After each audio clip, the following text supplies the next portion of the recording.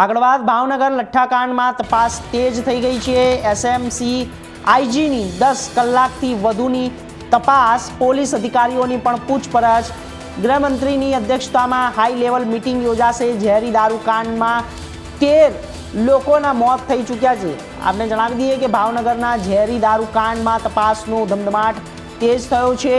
એસએમસીના IG Gagandeep ગંભીર દ્વારા 10 કલાકથી વધુ સમય તપાસ કરવામાં આવી રહી છે। આ દરમિયાન અલગ અલગ પોલીસ અધિકારીઓ અને કર્મચારીઓની પણ પૂછપરછ કરવામાં આવી હતી।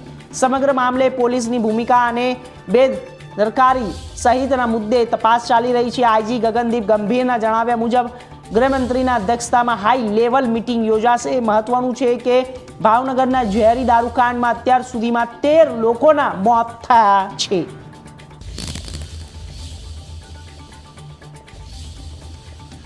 તો ભાવનગર લઠ્ઠાકાંડમાં તપાસ તેજ કરી દેવામાં આવી છે। આપને જણાવી દઈએ સૌથી મોટા સમાચાર છે। એસએમસીની આઈજીની 10 કલાકથી વધુની તપાસ કરવામાં આવી છે।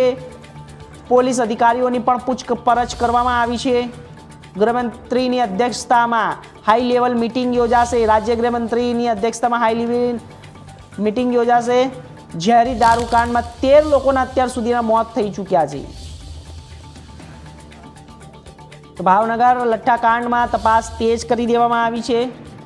એસએમસી આઈજીની 10 કલાકથી વધુની તપાસ